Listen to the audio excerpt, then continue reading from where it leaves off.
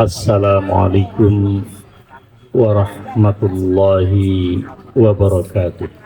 Alhamdulillahirabbil alamin alladzi ba'atsa nabiyyana Muhammadan sallallahu alaihi wasallam rahmatan lil alamin basyiran wa nadhira. Wassalatu wassalamu ala hadan nabiyil karim alladzi akhrajan nasa minaz zulumati ilan nur wa rahima ad-du'afa wal masakin wa rahima al-'uzama wal arazil nabiyyina wa habibina Muhammadin wa ala alihi at-tahirin at-tayyibin wa ala ashabihi al-abrar alladzina jahadu fillahi haqqa jihadihi wa ala jami'i ummatihi alladzina yattabi'una hudahu ila yaumiddin, amma ba'd. Jamaah sekalian yang saya muliakan, alhamdulillah kita masih berada di bulan Rabiul Awal, bulan kita sepatutnya mengenang dan mengingat kembali Nabi besar Muhammad sallallahu alaihi wasallam,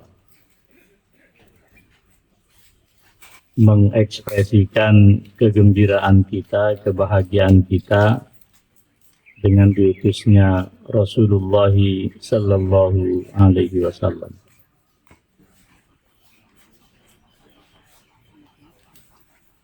Dalam satu riwayat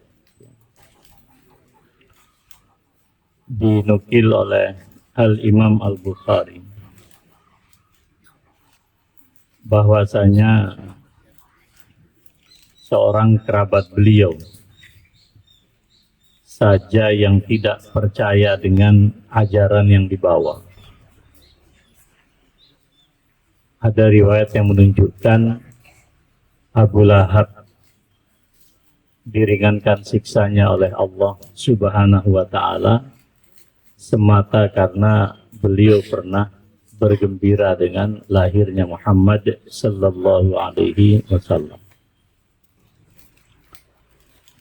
Sudah kami jelaskan pada pengajian di Darul Muttaqin. Tentu kita sepakat bahwa orang-orang yang tidak beriman, yang amalannya tidak didasarkan pada keimanan kepada Allah, itu amalannya menjadi sia-sia. Tapi tampaknya kemudian hadis yang dinukil oleh Al-Imam Al-Bukhari ini bertentangan dengan ayat yang dimaksudkan oleh Allah Subhanahu wa ta'ala. Misalnya di dalam Al-Quran Allah sendiri menyatakan, A'udzu billahi minasyaitonir rajim. Walladzina kafaru lahum nar jahannam la yuqda 'alaihim fayamutu wa la yukhaffafu 'anhum min 'adzabiha. Surat Fatir ayat 36. Yang pesannya bahwa orang-orang kafir itu tidak akan diringankan siksanya. Juga di dalam surat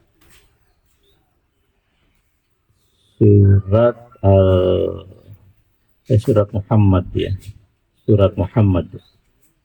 Innal ladzina kafaru wa saddu an sabilillahi thumma matu wa hum kuffarun falan yaghfirallahu lahum.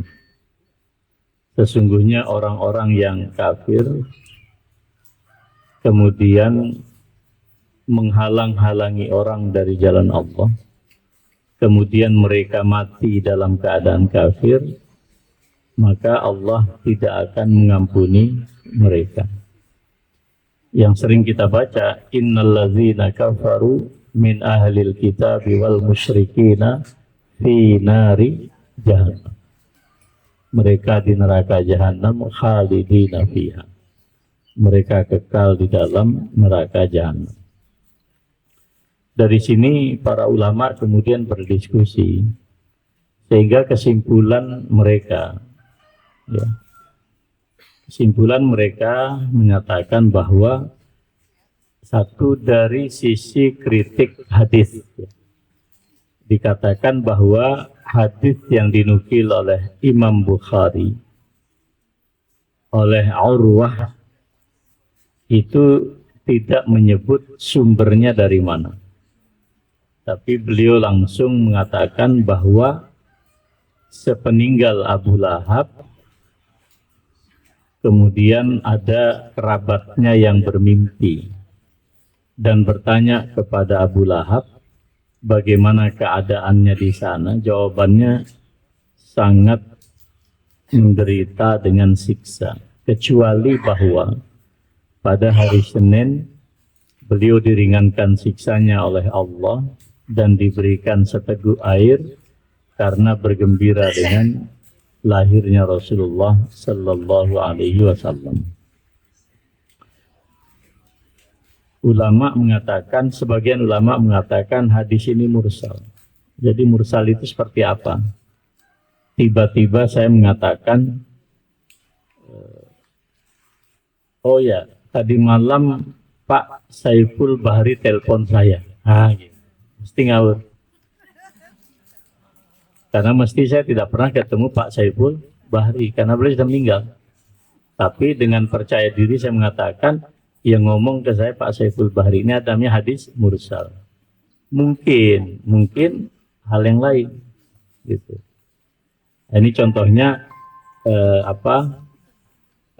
menyandarkan satu periwayatan dari orang yang perawi itu nggak pernah ketemu, itu namanya mursal.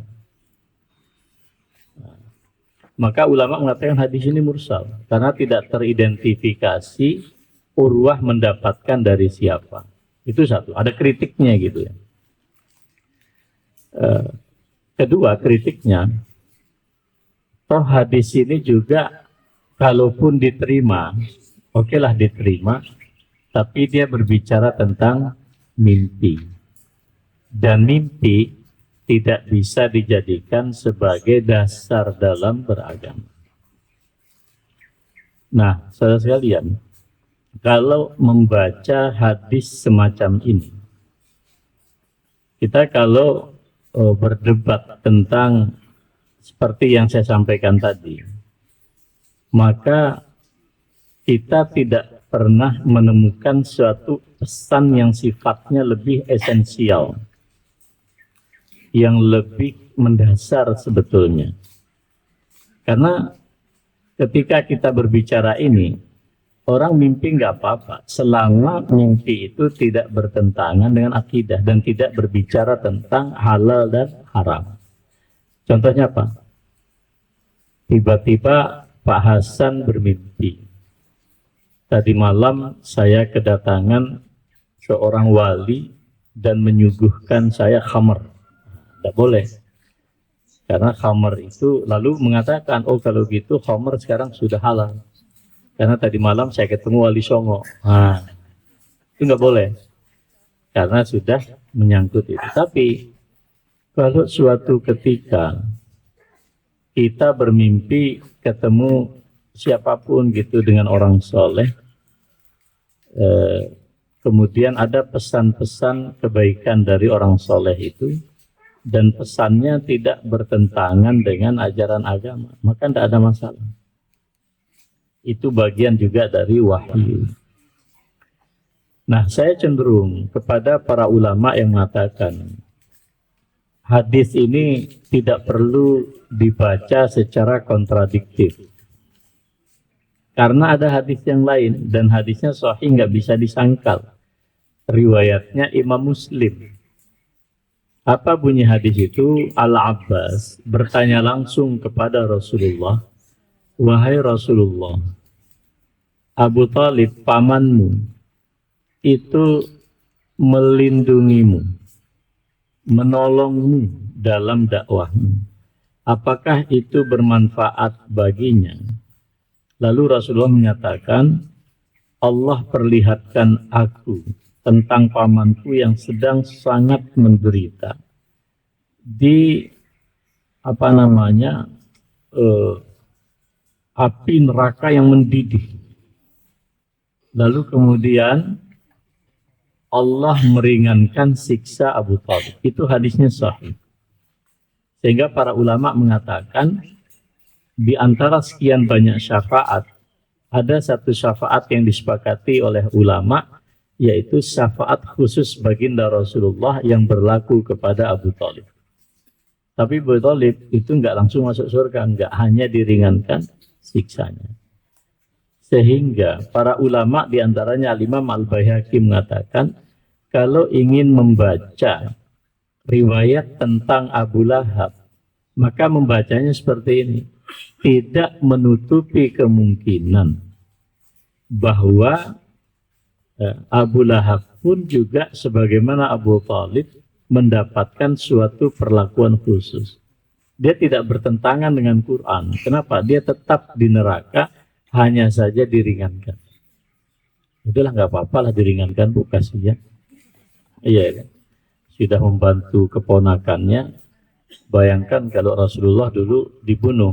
Selesai cerita dunia ini kan. Dia ngapain sih pelit-pelit banget di orang Islam itu. Jadi ya nggak apa-apa, diringankan aja. Diringankan. Jadi saudara sekalian yang saya muliakan, mengapa diringankan? Karena ketika Abu Lahab mendengar bahwa ada kerabatnya melahirkan, dan yang dilahirkan adalah seorang putra bernama Muhammad, dia riang gembira. Saking gembiranya itu, dia memerdekakan seorang budak perempuannya bernama Suwaibah. Nah, Suwaibah ini seorang budak milik Abu Lahab yang dikatakan oleh Rasulullah dalam hadis Bukhari, arda'atni wa Aba Salamah. Jadi Suwaibah itu telah menyusuiku. Jadi punya jasa kepada baginda Rasulullah SAW. Hanya saja ulama berselisih pandangan. Apakah Suwaibah itu masuk Islam atau tidak? Tapi terlepas dari itu, jamaah sekalian yang saya muliakan, kegembiraan kerabat Rasulullah Sallallahu Alaihi Wasallam dengan peristiwa dilahirkannya beliau ini menjadi satu pesan moral kepada kita. Sehingga saya katakan, bila mana orang yang hukumnya kekal di neraka hanya karena gembira dengan lahirnya seorang Nabi Muhammad, lalu bagaimana kita? Oleh karena itu Al-Imam seorang ulama ini, saya catat beliau lahir pada tahun 777 Hijriah dan wafat 842, menulis kitab. Jadi jujur saja, saya hari-hari ini sejak awal Rabiul Awal, bacaan saya cuma sejarah Nabi aja, termasuk saya ikuti kajian Al-Barzanji. Al-Barzanji itu kitab sejarah, Pak. Hanya karena orang nggak paham dikiranya mantra gitu. Wah, itu cerita aja. Nabi Muhammad dilahirkan seperti ini dari seorang ibu, kemudian disusui sampai nanti meninggal. Banyak versi kitab-kitab sejarah gitu. Nah, di dalam kitab Mauridus Sadi fi Maulidil Hadi, beliau menyatakan idza kana hadza kafiran ja'a zammuhu. Jika orang ini saja kafir, dia dalam keadaan kafir, yakni Abu Lahab, wa tabbat yadahu fil jahimi mukhallada, dan kedua tangannya terbelenggu abadi di neraka jahanam. Ata annahu fi yaumil isnai daiman. Ini bukan hadis, ini syair, dia nulis baitnya. Yang salah satu menjadi bait-bait yang ada dalam syair-syair yang dibacakan ketika perayaan Maulid. Bahwa ada satu informasi, setiap hari Senin yukhaffaf anhu, siksanya diringankan lissururi bi Ahmada, karena dia gembira dengan lahirnya seorang Muhammad. Fama dhannu bil abdil ladzi tula umrihi bi Ahmada masrura wa mata muwahhida. Lalu bagaimana? Apa yang kita pikirkan dengan seorang hamba yang sepanjang usianya bergembira dengan sang Nabi dan mati dalam keadaan bertauhid. Nah, ini hadis yang ada di dalam Bukhari itulah yang menjadi satu-satunya dasar yang paling tinggi ketika orang itu, mohon maaf, menyelenggarakan berbagai macam perayaan Maulid. Nah, Muhammadiyah sendiri, Tarjih ya, dan lain-lain itu mengatakan Maulid itu sebetulnya bukan ibadah mahdoh. Jadi kayak kita sekarang ini juga Maulid gitu, karena kita berbicara tentang Nabi. Ini juga Maulid. Ya, tadi malam saya ikuti Habib siapa itu ceramahnya bahasa Arab di pondok pesantrennya Habib Jindan itu di Jakarta.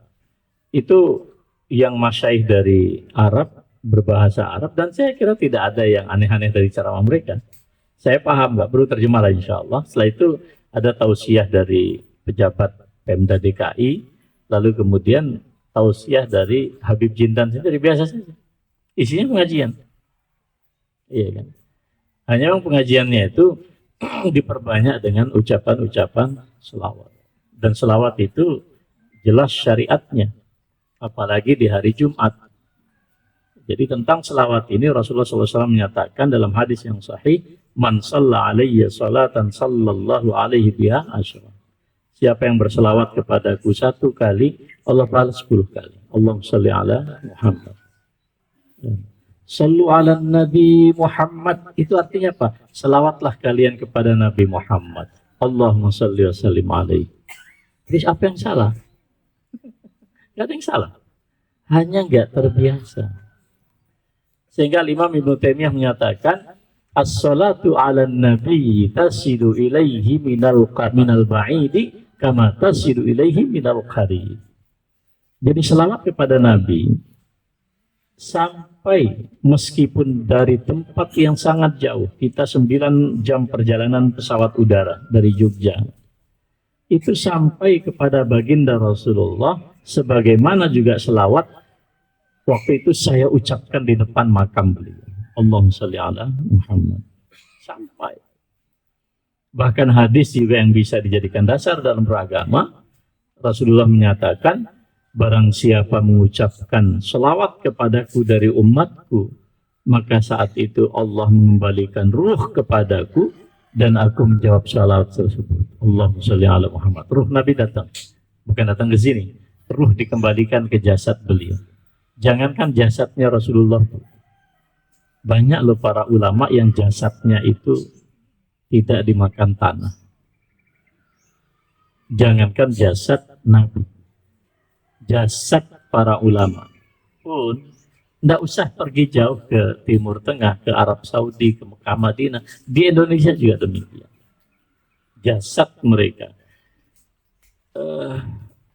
Perang Uhud itu terjadi pada tahun ke-7 Hijriah. Tahun ke-3 Hijriah.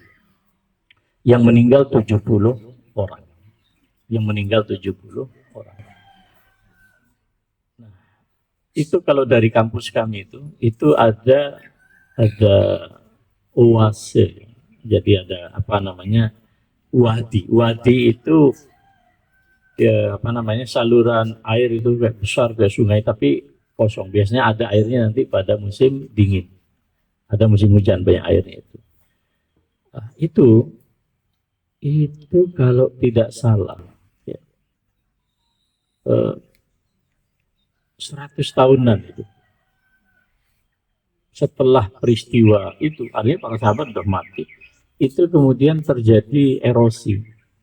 Itu kan jasad-jasad para sahabat masih utuh. Dulu Orang syahid itu mati dan dimakamkan di mana jasadnya ditemukan. Itu terakhir aja dikumpulkan jadi satu lokasi yang menjadi makam syuhada Uhud. Nah, yang paling saya ingat, jasad Rasulullah Sallallahu Alaihi Wasallam pada tahun 550. Jadi sekitar berapa ya? 5 abad setelah wafatnya, setelah beliau wafat lah. Itu kan dalam catatan sejarah jasadnya mau dicuri. Mau dicuri, kemudian digali lah singkat cerita. Pada saat itu Mesir dipimpin oleh seorang khalifah yang saleh, kalau tidak salah bernama Salahuddin Az-Zinki. Malam itu dalam riwayat dikatakan dalam buku-buku sejarah, Salahuddin Az-Zinki bermimpi ketemu Nabi.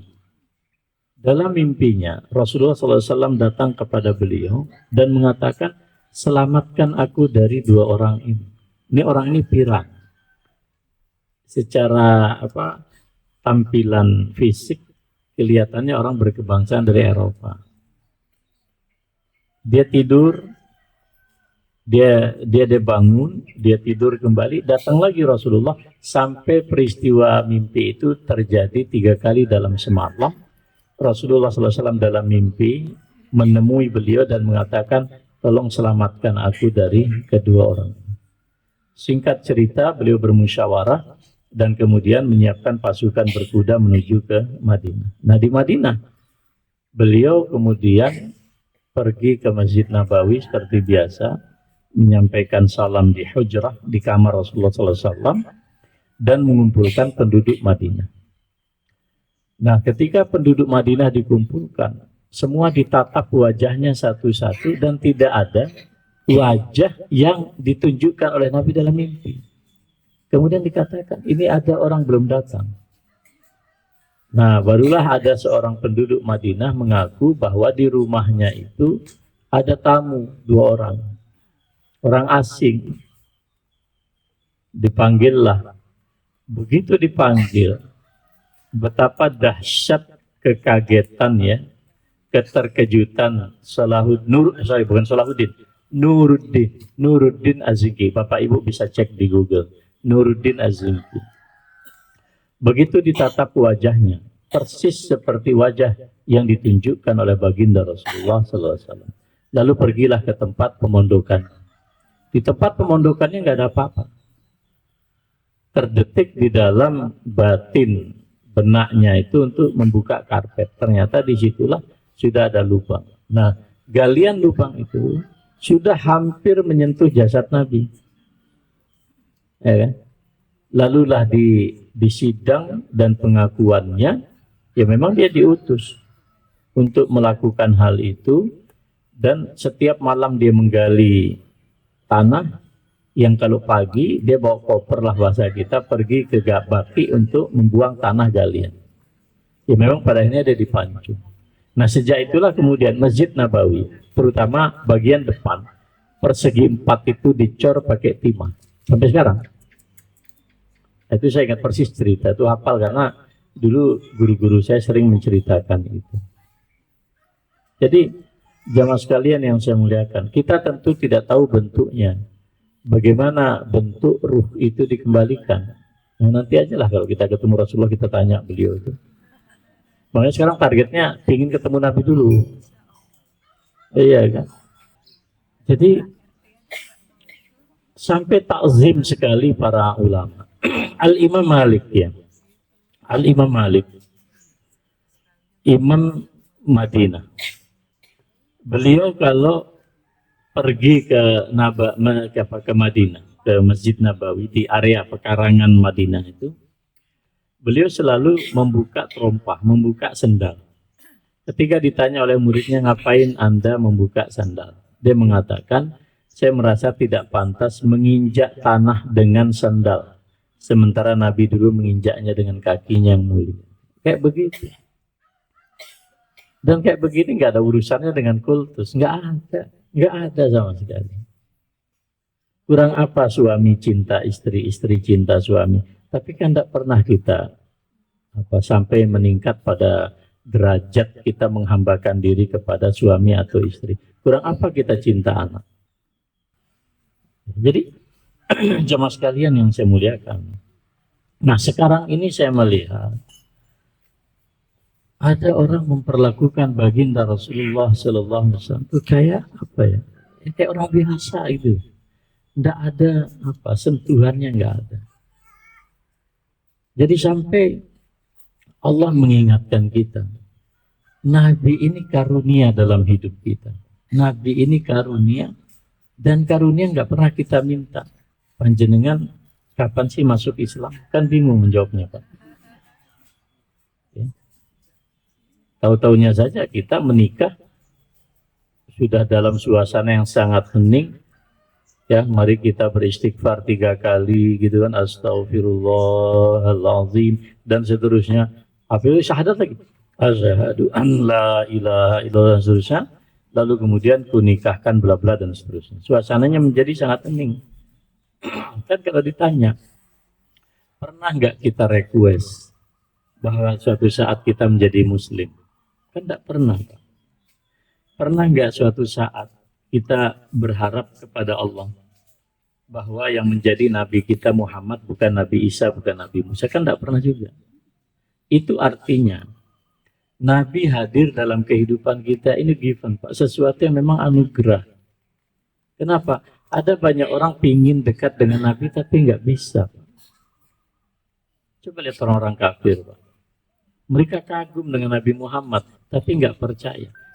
Coba tulisan-tulisan, tidak ada para penulis di dunia, Pak, hatta orang orientalis yang tidak memuji baginda Rasulullah SAW. Tidak ada ceritanya.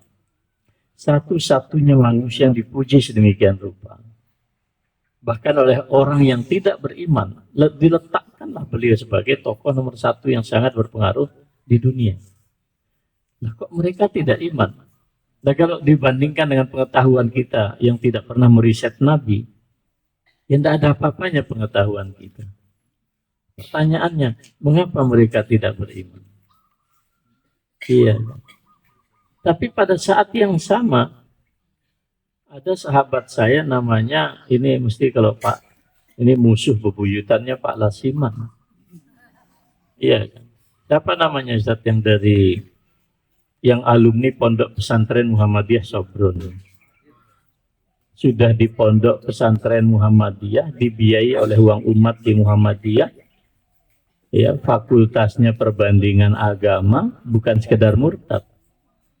Malah menjadi pastor yang memurtadkan banyak orang. Isi videonya tiap hari itu mencela Islam, mencela Al-Quran. Coba bayangkan. Bandingkan dengan yang saya terus ceritakan, seorang ateis dari Jepang, akhir hayatnya justru bersahadat di pangkuan istrinya. Coba, itulah anugerah. Itulah anugerah. Maka Allah menggunakan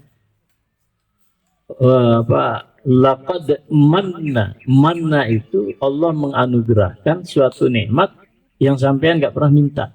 Itulah minnah. Tapi kalau nikmat itu sesuatu yang sadar kita minta. Ya Allah, Allahumma inni as'aluka salamatan fid din wa afiatan fil jasad wa ziyadatan fil ilmi wa barakatan fir rizki. Itu sadar kita minta. Ya Allah, selamat dalam beragama, sehat badannya, tambah ilmunya, berkah rizkinya. Itu kita minta. Saya tidak yakin Pak Samsul Bahri itu suatu saat dalam doanya, ya Allah, matikan aku dalam keadaan jadi imam dan belajar surat Fatihah. Saya kira nggak sespesifik itu doanya itu. Tapi itu Allah kasih. Sebetulnya bukan buat Pak Saiful Bahri, buat jutaan orang. Karena setelah itu video beliau dilihat oleh jutaan orang, Pak. Pak Samsul Bahri. Ya Allah, Saiful Bahri teman saya dari Al-Azhar besok. Pak Samsul Bahri, iya kan? Saya kira nggak pernah. Bahwa kita bicara ya Allah bihusnil khotimah. Saya kira itu standar. Tapi nggak pernah kita sampai mendikte Tuhan, ya Allah, besok saya akan latihan jadi imam. maka pada ihdinas siratal mustaqim wafatkan. Saya kira nggak ada yang senekat itu minta. Nggak ada. Sesiap-siap orang. Nggak mungkin. Dan itu nggak boleh. Ya Allah matikan aku hari ini mumpung Jumat. Nggak boleh. Karena berdoa untuk mati juga nggak boleh. Nggak boleh. Mati itu nggak usah diminta. Ada jadwalnya. Ya coba. Itulah yang disebut dengan minnah. Sehingga jemaah sekalian, para ulama kita mengatakan ada dua kategori nikmat Allah. Yang pertama itu yang mutlak absolut diperlukan. Ya kita tidak tahu Bu ya, karena kita kan ya jangan korupsi lah. Saya tidak ngerti ya kalau orang itu sampai punya uang 1 triliun itu terus untuk apa gitu. Terus toh berasnya tidak terbuat dari emas dan perak. Kalaupun ada emas beras dari emas saya tidak dimakan. Makannya juga beras, ya. Terus kemudian tidak tahu kita apa. Ya mungkin ya ini yang ngomong orang miskin jadi repot gitu. Jadi nggak tahu enaknya itu naik mobil emas, tapi saya pernah diajak Pak Amin Rais naik mobil yang mewah lah menurut saya, dan tidak mungkin lah saya bisa beli itu. Biasa aja rasanya. Waktu itu kami ingin memakamkan Allahyarham Pak Said. Saya sebenarnya mau pergi ke situ, mobil kita di sebelah sana. Terus Pak Amin, saya sini ikut saya gitu. Naik saya mobil beli. Rasanya biasa aja. Jamaah sekalian yang saya muliakan, yang mutlak itu adalah nikmat yang tidak pernah justru kita minta, itu adalah kehadiran baginda Rasulullah Sallallahu Alaihi Wasallam. Maka di dalam Al-Quran, ya, di dalam Al-Quran, meskipun, nah ini ada meskipun, saya ingin sampaikan juga ke panjenengan ini. Kemuliaan Nabi, setinggi-tinggi kemuliaan Nabi, itu tidak pernah sampai ke derajat ketuhanan. Maka harus hati-hati. Kita percaya di dalam Al-Quran, Nabi itu dalam menjalankan fungsinya itu disebut cahaya, disebut nur. Nah, saya bacakan beberapa beberapa ayat Al-Quran. Boleh disebutkan di situ. Di dalam surat Al-Ahzab ayat 45-46. Ya ayyuhan nabi, wahai nabi, inna arsalnaka syahida, sebagai saksi atas umatmu, wa mubashshira, sebagai pemberi kabar gembira, wa nadhira, sebagai pemberi peringatan, wa da'iyan ilallahi biiznihi, dan juga sebagai seorang yang menyeru kepada Allah, wa sirajan munira, dan sebagai lentera yang menerangi, nur. Qad ja'akum minallahi nurun, nur, wa kitabun mubin, itu dalam surat Al-Maidah 15. Semua ulama ahli tafsir mengatakan nur di situ adalah Muhammad. Nabi Muhammad disebut sebagai nur. Fa aminu billahi wa rasulihi, maka berimanlah kepada Allah dan Rasulnya. Wan nur. Sebagian ulama mengatakan nur di sini Al-Quran, sebagian mengatakan Nabi Muhammad sallallahu alaihi wasallam. Wa anzalna ilaikum nuran mubina, An-Nisa 174. Dan telah kami turunkan kepada kalian nur, ya, cahaya. Litukhrijan nas minaz zulumati ilan nur, dan sunut. Banyak sekali ayat-ayat yang menjelaskan, ya. Ketika ini secara khusus Al-Maidah 15, ya. Ini saya sampaikan di sini, ya. Hadzal nur huwa Muhammad sallallahu alaihi wasallam. Al-Maidah 15. Qad ja'akum minallah nurun. Sungguh telah datang kepadamu nur, cahaya, dan itu adalah Muhammad sallallahu alaihi wasallam, sebagaimana dalam Al-Ahzab tadi ayat 46, wasirajan munira, lentera, lampu yang menerangi. Itu dikatakan. Maka kata para mufazzir, bahkan bin Bas mengatakan as-sirajul munir, lentera yang menerangi, wa huwa nurun, dia adalah cahaya, lima a'tahu Allahu minal wahyil azim, Mengapa Nabi Muhammad disebut cahaya? Karena beliau mendapatkan wahyu yang begitu agung, baik yang ada dalam Al-Quran dan Sunnah. Fa innallaha anara bihi mattariq. Karena sesungguhnya dengan Al-Quran dan Sunnah yang dibawa oleh Nabi, itulah Allah menerangi jalan kehidupan umat manusia. Maka Nabi Muhammad ini nur. Nah, apa bedanya kita dengan para sufi? Kadang-kadang sufi juga berlebihan. Berlebihan yang saya maksud begini.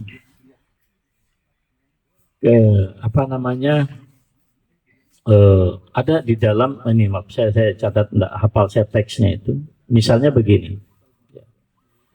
Ada hadis-hadis yang dhaif, dan hadis dhaif ini derajatnya sampai dusta atas nama Nabi. Ini berbahaya. Ini yang perlu saya sampaikan, ya kan? Sama sebetulnya ungkapannya bagaimana memahami Nabi sebagai cahaya. Tetapi di dalam hadis-hadis, misalnya begini. Annal asya khuliqat min nuri Muhammadin. Segala sesuatu diciptakan dari nur Muhammad. Wa anna nurahu khuliqa min nurillah. Dan cahayanya Muhammad diciptakan dari nurnya Allah. Ini hadisnya itu maudhu, hadis palsu. Ini persoalan. Kalau bicara tentang nur Muhammad, jangan pakai hadis kayak begini gitu. Contoh yang lain. Ana nurullah wa kullu syai'in min nuri. Aku ini cahaya Tuhan dan segala sesuatu diciptakan dari cahayaku. Nah, ini juga problem. Ada lagi yang mengatakan, ini hadis-hadis palsu ya. Saya tolong jangan hadis palsu. Awwalu ma khalaqallahu nura Muhammad. Yang pertama diciptakan Muhammad oleh Allah adalah nur Muhammad. Nah, ini menjadi problem. Sampai kemudian, ana Arabun. Aku ini orang Arab. Arabun, Arab tanpa ain katanya. Tapi tanpa huruf ain. Nah, bahasanya apa? Rabbun. Ini berbahaya. Aku ini orang Arab tapi nggak pakai huruf ain menjadi Tuhan. Rabbun. Ini berbahaya sekali. Kemudian juga ana Ahmad. Aku adalah Ahmad. Tapi tidak pakai mim. Menjadi Ahad.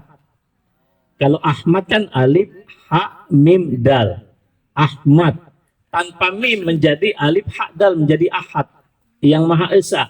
Nah, ini berbahaya. Hadis-hadis yang saya sebut ini, hadisnya mohon izin palsu. Dan bertentangan dengan hadis sahih yang lain. Padahal yang Allah ciptakan pertama itu adalah al-qalam. Awwalu ma khalaqallahu al-qalam. Nah sekarang, kalau ingin berbicara tentang Muhammad adalah nur, jangan pakai hadis-hadis kayak begini. Saya juga, bukan semua, misalnya yang problem apa? Sallallahu ala Muhammad sallallahu alaihi wasallam. Itu dulu. Waktu saya masih di Pondok Gontor, saya pulang ke kampung hadir maulid. Nah pada mahallul qiyam itu memang ada yang meyakini ruhnya Nabi datang. Nah ini agak problematis. Bahwa ruhnya Nabi dikembalikan iya, tapi apa datang ke banteng? Itu juga persoalan. Karena begini problemnya. Kalau nanti maulidan itu di 100 tempat, berarti ruhnya menjadi 100. Ini menjadi problem. Makanya saya katakan, jangan memahami nur dalam konteks seperti ini. Inilah kemudian yang membuat orang itu menyimpang. Sampai pada tingkat mengkultuskan. Nah kalau kita mengkultuskan, dilarang oleh Nabi. Nabi mengatakan, la tatruni. Jangan kau kultuskan aku sebagaimana atrotil masih atrotin nasarul masih, sebagaimana orang-orang Nasrani mengkultuskan Isa ibnu Maryam. Tidak boleh. Nabi sendiri nggak boleh. Nggak boleh. Tapi apakah kita terhalang di dalam memahami esensi cahaya pada Nabi? Tidak. Gini, logika. Bukan dalil. Saya ingin memahami. Cuman sebagian orang sufi ingin saya kasih catatan juga. Ya, ada yang harus dikoreksi gitu loh. Gini Pak. Kita sebelum lahir di alam semesta ini, Bu, semua ulama sepakat ada namanya alamul arwah. Itu ada hadisnya. Jadi Adam diciptakan alaihissalam. Siapa yang pernah melihat Adam? Angkat tangan. Nggak ada kan? Berarti kalau nggak ada juga ahli antropologi yang bisa menceritakan Adam, nggak ada. Karena nggak ada penelitian sampai di situ. Nah, sekarang saya cerita. Ketika Adam diciptakan, kata Rasulullah, dari tulang sulbinya Adam diambil. Yang ini akan menjadi zuriyah, inti manusia. Nah, para ulama menggunakan dua istilah. Ada alamul zurriyah, alam di inti. Atau alamul arwah. Kita masih dalam bentuk ruh. Jadi kita sudah ada. Nah, di dalam hadis itu dikatakan, ketika itu diambil oleh Allah, fanatharuhu baina yadayhi. Itu dihamparkan di depan, di hadapannya. Nah, di hadapannya ini ada dua. Apakah di hadapan Adam atau di hadapan Allah? Itu tidak problem. Lalu kemudian Allah mengambil sumpah wa asyhadahum ala anfusihim. Dan Allah mengambil sumpah kita alastu birabbikum. Maka semua manusia, teori agama mengatakan apa yang disebut dengan semua manusia itu bertuhan. Yang disebut religio naturalis dalam bahasa ilmiahnya itu. Nggak ada yang nggak bertuhan, Pak, manusia itu. Jadi nggak ada yang nggak bertuhan. Betul, Pak. Minimal orang itu bertuhan. Kenapa? Kalau orang bertuhan itu masih bisa ngerem dalam hidup. Tapi kalau ateis nggak bisa ngerem. Siapa yang dia takuti? Nggak ada. Nah gitu loh. Singkat cerita, Pak. Inilah yang akan menjadi inti. Nah, di dalam hadis lain yang sahih, Imam Al-Albani mengatakan sahih. Innallaha khalaqal khalqa fi zulmatin. Ini sahih kalau ini. Allah menciptakan alam semesta dalam kegelapan. Fa'anarahu min nuri. Lalu Allah berikan cahaya dari cahaya Allah, nurullah. Allah nurus samawati wal ardh. Lalu kemudian Rasulullah mengatakan, barang siapa yang terkena cahaya itu ihtada, dia dapat hidayah. Barang siapa yang tidak terkena dengan cahaya itu dhalla, dia yang sesat. Nah, saya pastikan panjenengan semua dapat cahaya di situ. Nah, sekarang ditanya, gimana sih bentuk alam ruh? Alam ruh itu kan tidak bisa didefinisikan, Pak. Tetapi dia bukan materi. Dan ingat, manusia ini, kenapa disebut dari ruh dan jasad? Ya karena memang demikian. Wa nafakhtu fihi min ruhi, Allah ciptakan ruh, lalu itu yang menjadi ruhnya Adam alaihissalam. Dan kita dari situ asal mulanya. Berarti semakin bercahaya orang, semakin tidak materi dia. Bisa nggak ada nangkap cahaya sekarang? Nggak bisa. Kita percaya kan ada matahari ini menerangi, tapi silahkan tangkap cahaya. Bisa nggak? Nggak bisa. Tapi tidak ada orang mengatakan tidak ada cahaya matahari sekarang. Ini kita lihat di depan. Tapi bisa ditangkap nggak? Nggak bisa. Maka Nabi Muhammad SAW ketika beliau mi'raj, kalau dia hanya fisik, Pak, kemarin saya lihat YouTube astronot dari Cina itu baru pulang, Pak, dari sana, dari pesawat ulang-alik itu kan, kemudian landingnya baik-baik aja, Pak. Itu kayak kapsul itu ya bisa jatuh di laut, bisa jatuh di daratan, dan itu terbakar. Terbakarnya itu apa? Karena gesekan dengan atmosfer sana, gesekan udara yang sangat kuat, terbakar, Pak. Apalagi jasad. Maka yang saya baca dalam tulisan para ulama, mengapa Nabi tidak terbakar ketika mengalami Isra? Karena beliau mengalami transformasi dari jasad yang fisik menuju jasad yang nurani. Kira-kira orang mati kembali kepada dunia cahaya. Kenapa? Karena jasadnya, saya kira kalau dibuka sekarang pun sudah tinggal belulang. Wallahu ta'ala alam. Tapi kita yakin ada yang disebut dengan nikmat surga. Nikmat barzah. Ada yang disebut dengan siksa barzah, na'udzubillah. Nah, kalau panjenengan memahami alam barzah itu hanya seluas, terakhir saya makamkan itu Pak Bambang Ciptolerham, ya kan hanya 2 meter kali berapa. Malah Profesor Duha Latif itu agak kesulitan sekali karena tanahnya 18 perlu karena memang tanah yang di Kalasan itu perlu dikasih kasih batu bata itu loh, Pak. Memang tanahnya kayak begitu. Coba lihat. Kalau Bapak Ibu memahami kayak begitu ya nggak nyandak kepala gitu. Ini nggak bisa. ya kan? Maka satu-satunya itu adalah memang cahaya. Nah berarti Rasulullah SAW ada apakah kenabian itu insidental? Jadi Allah nggak pernah merencanakan tiba-tiba Arab kayak gitu, tak bikin nabi, kan nggak begitu ceritanya. Akidah kita mengatakan ilmu Allah itu tidak terbatas. La yuhitu bi syai'in min ilmi wa la yuhitu nabi dalam surat apa dalam ayat kursi itu. Wala yuhituna bi syai'in min ilmi. Enggak ada. Sekarang gini, lihat apa contohnya. Kita yakin apa yang telah terjadi, apa yang sedang terjadi, apa yang akan terjadi, di mana dia telah terjadi, di mana sedang terjadi, di mana akan terjadi, bagaimana telah terjadi, bagaimana sedang terjadi, bagaimana akan terjadi, semuanya dalam ilmu Allah. Jadi adanya Fir'aun, adanya Haman, adanya Nabi Musa, Isa dan semuanya itu ada dalam ilmu Allah, termasuk Nabi Muhammad sallallahu alaihi wasallam.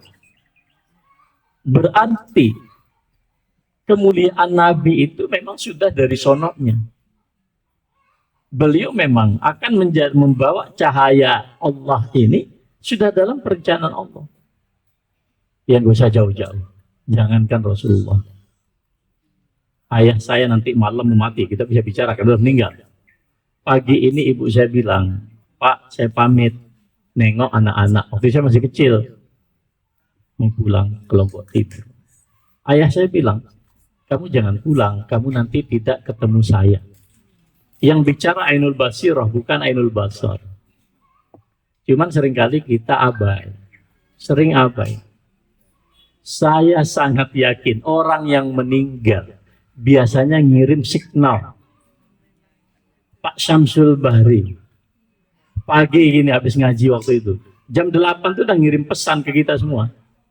Cuman kan hati kita terlalu kotor untuk nangkap pesan itu problem. Maka Nabi Muhammad sebagai cahaya, jadi tidak boleh juga dikatakan Nabi bukan cahaya, dia cahaya dalam hidup kita. Sehingga dulu saya sampaikan mengapa Rasulullah mengajarkan ya Allah jadikan dalam qalbu cahaya, mata cahaya, pendengaran cahaya, atas cahaya, bawah cahaya, muka depan cahaya, dalam darah daging cahaya, dalam semuanya cahaya. Ya memang ini ajaran Nabi agar kita nggak salah jalan, ya, agar kita nggak salah jalan. Ini mungkin nanti ada waktu kita akan teruskan kembali. Kalau di Banteng memang saya sudah janji selama Rabiul Awal kita akan membahas ini. Jadi biar tidak salah paham tentang cahaya. Tidak apa-apa tentang cahaya ini. Jadi saudara sekalian yang saya muliakan, jadi tentang cahaya, ya. Jadi doanya itu Allahumma ja'al fi qalbi nura wa fi basari nura wa fi sam'i nura wa fi lisani nura wa min fawqi nura min tahti nura wa min amami nura wa khalfi nura yamini nura shimali nura Allahumma ja'alni nura dan seterusnya. Allah memang agar kita ini bercahaya. Sehingga kata terakhir sekali, bagian terakhir sekali, pertama cahaya itu kata para ulama bisa saja kemudian dalam konteks seluruh penjuru hidup kita itu selalu diliputi oleh petunjuk Allah. Jadi nggak mungkin sesat. Jadi namanya uang haram. Mau di kamar tertutup, kamar terbuka itu haram. Namanya khamr. Mau di ruang pengajian sama ruang diskotik itu sama haramnya. Mau di gereja, mau di masjid sama haramnya. Berzina mau di tempat umum, mau di tempat manapun tetap haramnya itu. Nah, kalau itu bercahaya nggak mungkin orang melakukan itu. Jadi satu itu. Kedua, cahaya itu kata para ulama memang secara zohir. Nanti pada hari kiamat kata kan Rasulullah, kamu nggak pernah ketemu umatmu, gimana kenalnya? Mughurran muhajjalina min asaril wudu. Wajah umatnya nanti bercahaya. Kenapa? Bekas air wudu. Jadi orang-orang yang kurang putih, kurang glowing, nggak usah sedih. Nanti pada waktunya glowing. Nggak percaya, nanti kita buktiin. Nggak usah sekarang. Ketiga, ya, bisa saja maknanya seperti doa kita. Jadi fi qalbi nura artinya apa? Kita memiliki ketajaman spiritual, kita memiliki ketajaman basirah. Jadi jangan heran. Ya mohon izin ya, dulu ketika kami di pondok, ada teman saya satu angkatan mau izin ke Pak Yai. Padahal belum ada kabar dari sekretariat pimpinan. Begitu teman saya izin ke rumahnya itu, tahu nggak apa dia bilang? Ayahmu meninggal kan? Selesai. Tahu gimana ya? Nggak tahu gimana cara. Saya nggak pernah nanya sampai hari ini. Ya cuma saya ketemu beliau, saya cium tangan gitu aja. Jadi ada orang memang dianugerahkan kayak gitu. Sering kita juga Bu, yang sering kita alami adalah mimpi. Mimpi itu seringkali menjadi informasi awal tentang suatu peristiwa. Bisa saja itu orang menjadi sangat tajam. Kemudian yang keempat, yang terakhir, ya kekuatan kita ini ada di dalam kolbu kita. Cahaya itu betul-betul ya bercahaya betul. Tapi cahaya ini akan redup bila mana ada asupan yang tidak benar. Orang walaupun kulitnya hitam, tapi dia baik ibadahnya, masih ada sisa, ada aura. Secantik orang kafir, ada aura kegelapan juga. Ya dan seterusnya. Jadi saya kira ini saja ya sekalian, kurang lebihnya mohon maaf. Mudah-mudahan kita selalu mendapatkan bimbingan dan syafaat dari Rasulullah sallallahu alaihi wasallam. Subhanakallahumma wa bihamdika asyhadu an la ilaha illa anta astaghfiruka wa atubu ilaik. Wassalamualaikum warahmatullahi wabarakatuh.